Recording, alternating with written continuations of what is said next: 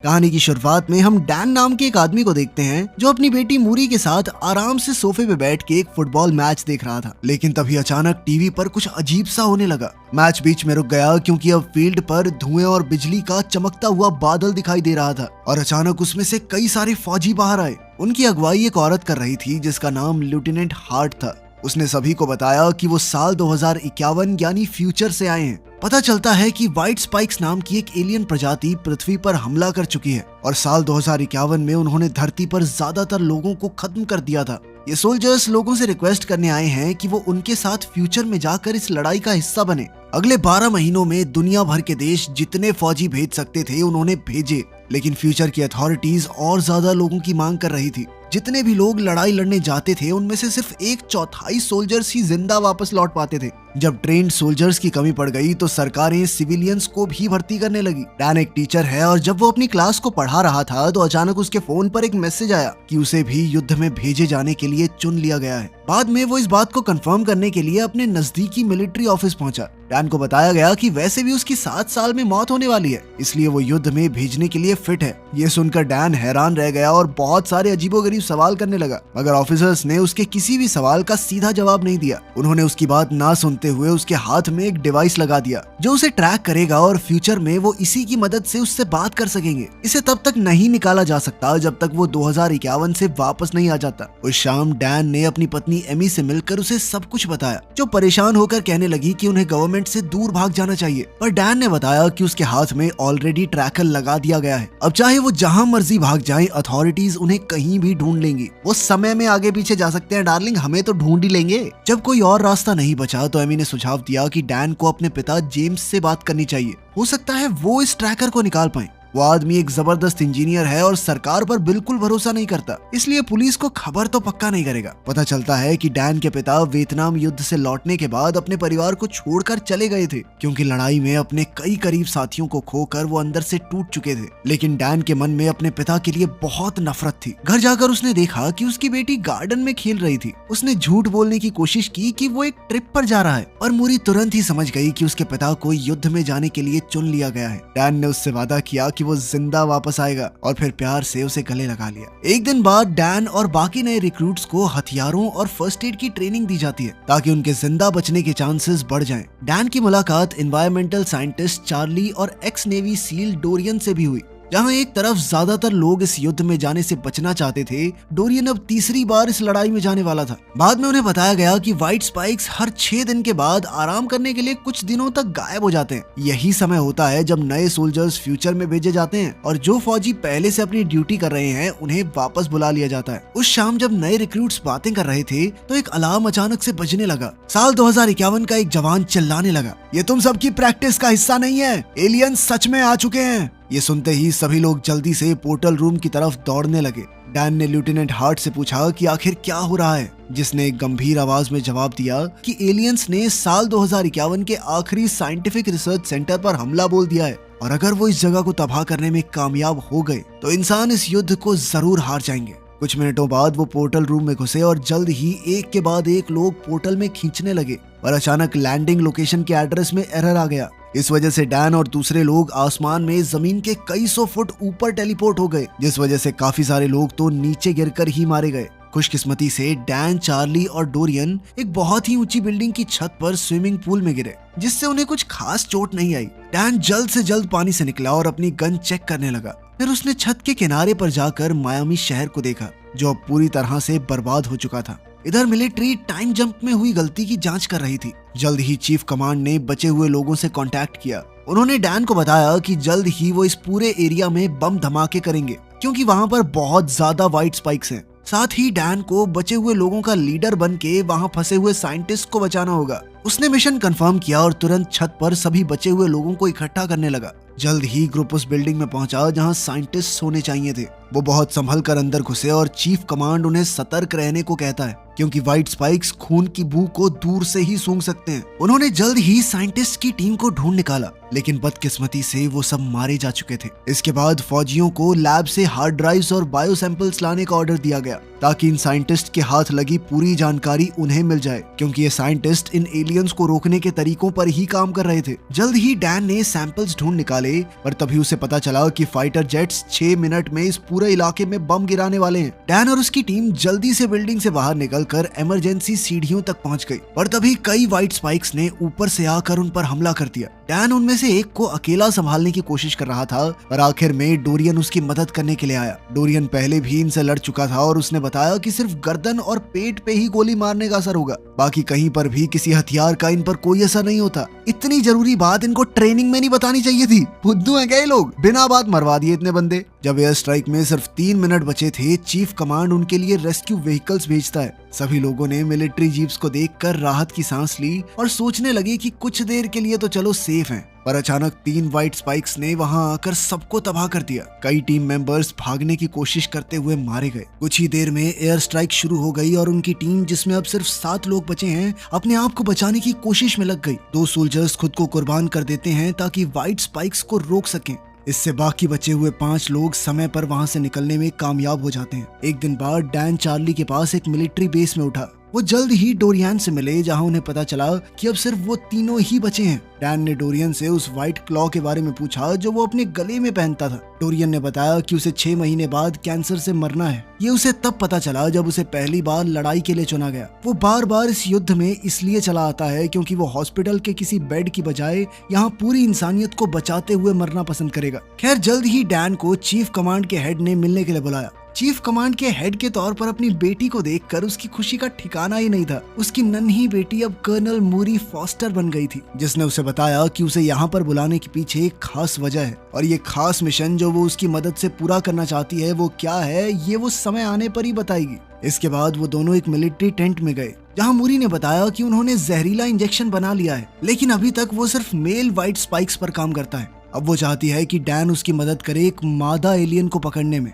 ताकि वो ऐसा जहर बना सकें जो मेल या फीमेल दोनों को मार सके। हेलीकॉप्टर में व्हाइट स्पाइक नेस्ट की तरफ जाते हुए मूरी ने बताया कि ये एलियंस अचानक से एक दिन धरती पर आ गए। वो नॉर्दर्न रशिया से निकले और दुनिया भर में फैल गए, पर किसी को भी कोई स्पेसशिप, क्रैश साइट या उनके आने का कोई भी निशान नहीं मिला। बात बदलते हुए डैन ने उससे पूछा कि 2022 से लेके 2051 के बीच में उनके परिवार के साथ क्या क्या हुआ, लेकिन मूरी ने कहा कि इस बारे में बात ना ही करें तो अच्छा है। कुछ ही देर में वो एक नेस्ट में पहुंचे, जहां कई सोल्जर्स एक मादा व्हाइट स्पाइक को पिंजरे में बंद करने की कोशिश कर रहे थे। सब कुछ ठीक लग रहा था, लेकिन तभी उस मादा को बचाने के लिए एलियंस ने हमला बोल दिया। डैन, जो हेलीकॉप्टर में था, उसने नोटिस किया कि मेल व्हाइट स्पाइक्स का एक झुंड नेस्ट की तरफ बढ़ रहा है। वो और मूरी जल्दी से नीचे उतरे और फीमेल को पिंजरे में बंद कर दिया। पर जैसे ही हेलीकॉप्टर पिंजरे के साथ उड़ा, मेल व्हाइट स्पाइक्स का एक झुंड वहां पहुंच गया। इससे पिता और बेटी को एक मिलिट्री जीप में भागना पड़ा और गाड़ी में लगी मशीन गन से वो अपना रास्ता बनाते रहे। कुछ देर बाद वो एक बीच पर पहुंचे।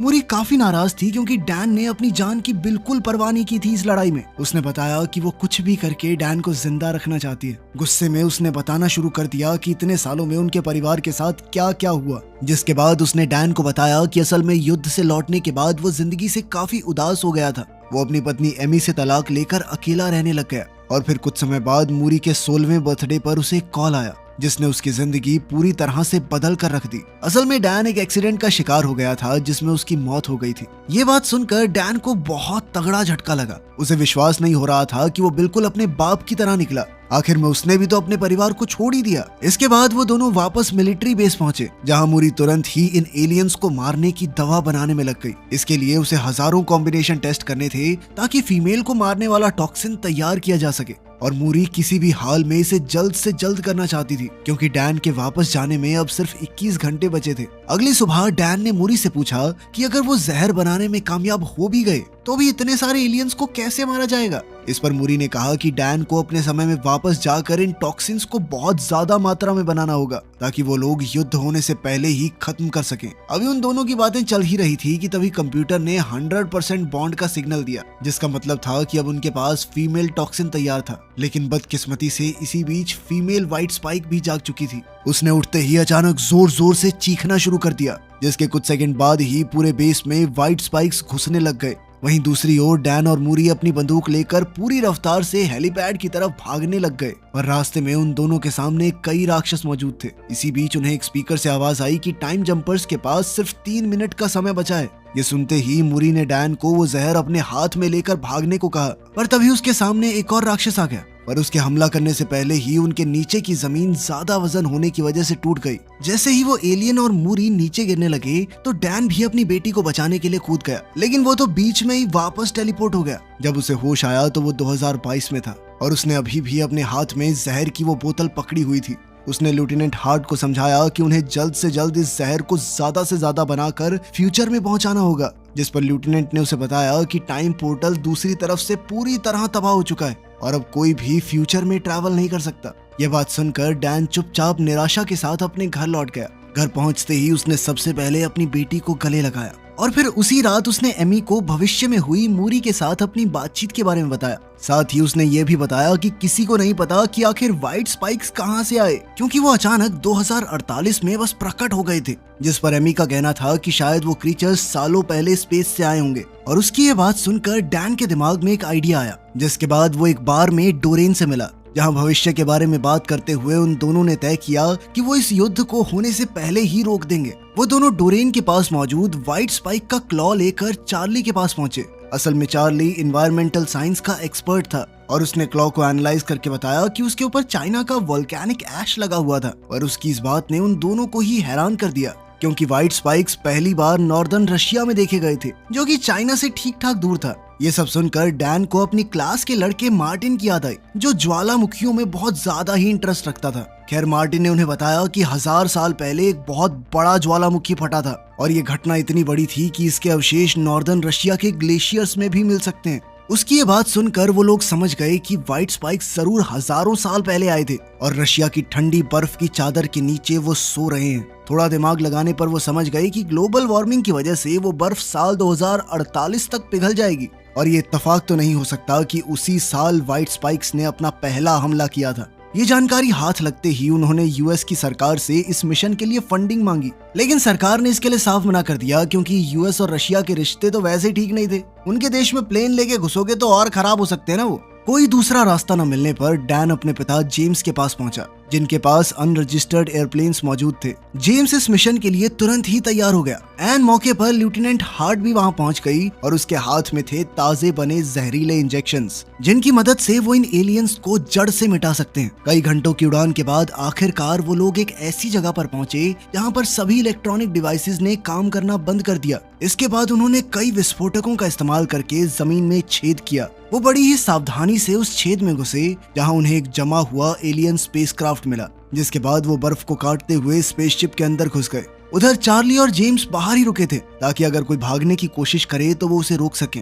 थोड़ी देर छानबीन करने के बाद वो कॉकपिट में पहुंच ही गए, जिसे देखते ही वो समझ गए कि ये उड़न तश्तरी यहाँ क्रैश हुई थी। उन्होंने हिसाब लगाया कि एलियंस का इरादा पृथ्वी पर आने का नहीं था। खैर, इसके बाद वो एक और कमरे में पहुंचे, जहाँ असल व्हाइट स्पाइक्स बायोपॉड्स में बंद थे। ये देखकर वो सब समझ गए थे कि व्हाइट स्पाइक्स को किसी इंटेलिजेंट एलियन रेस ने बायो इंजीनियर किया है, यानी कि अपनी मर्जी से बनाया है। जैसे हम कुत्तों के जीन्स से छेड़छाड़ करके नई तरह का कुत्ता नहीं बना देते, लगभग वैसे ही। शायद वो इनका इस्तेमाल दूसरे ग्रहों पर कब्जा करने के लिए करते होंगे। इसके बाद उन्होंने जल्दी से पॉड्स में वो जहरीला इंजेक्शन लगाना शुरू कर दिया, जिसके इंजेक्ट होते ही व्हाइट स्पाइक्स दर्द से तड़प रहे थे। इसका सीधा मतलब ये था कि उनका जहर पूरी तरह असरदार है, लेकिन उनकी चीखों की वजह से कुछ दूसरे एलियन पहले ही जाग गए, जिन्हें अभी इंजेक्ट नहीं किया गया था। उन सब ने पॉड्स तोड़कर टीम पर हमला कर दिया। डैन और उसके साथियों ने तुरंत ही एलियंस को मारना शुरू कर दिया, पर फिर भी उनमें से कुछ भागने में कामयाब हो गए थे। और अब इस मौके पर डोरियन का कहना था कि उनके पास पूरी स्पेसशिप उड़ा देने के सिवा कोई चारा नहीं बचा था। ये अच्छे आइडिया इनको पहले क्यों नहीं आते? पहले उड़ा देते पूरी स्पेसशिप, बात ही खत्म थी।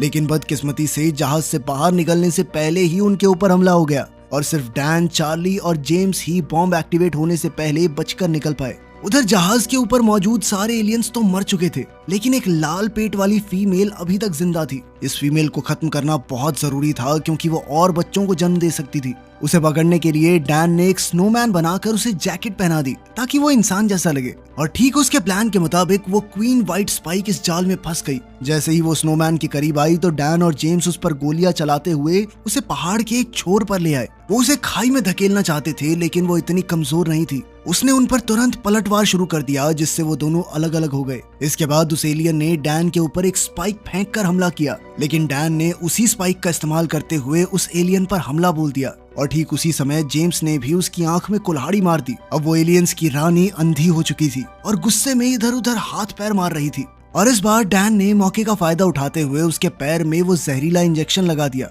लेकिन वो एलियन इतनी बेवकूफ नहीं थी, उसने खुद ही अपना पैर हटा दिया जैसे छिपकली पूंछ छोड़ देती है ताकि जहर उसके शरीर में ना फैल सके। उसी वक्त जेम्स ने अपने घायल हाथ को उठाकर एलियन को अपने खून की बू सुंघाई ताकि वो उसका पीछा करे। पर डैन अपने पिता को यूं ही मरते हुए नहीं देखना चाहता था और इसीलिए वो उस एलियन पर कूद गया, जिसके बाद उसने डोरियन की क्लॉ से उसकी गर्दन काट डाली। फिर उसने जहरीला इंजेक्शन उसके मुंह में डालकर पहाड़ से नीचे धक्का दे दिया। इतनी ऊपर से नीचे गिरने पर व्हाइट स्पाइक का कचुम्बर बन गया। अगले दिन पूरी दुनिया में रशिया में हुए धमाकों की खबरें चल रही थी, जिसमें कई सारे एलियंस मारे गए थे और अब सरकार पूरे मिशन का क्रेडिट लेने को तैयार बैठी थी। इसी बीच डैन वापस अपने घर लौटकर अपने परिवार से मिला और सारी कड़वाहट को भूलकर अपने पिता के साथ खुशी खुशी रहने लगा। वीडियो पसंद आई तो लाइक कर देना, चैनल को सब्सक्राइब कर लेना। मिलते हैं अगली वीडियो में।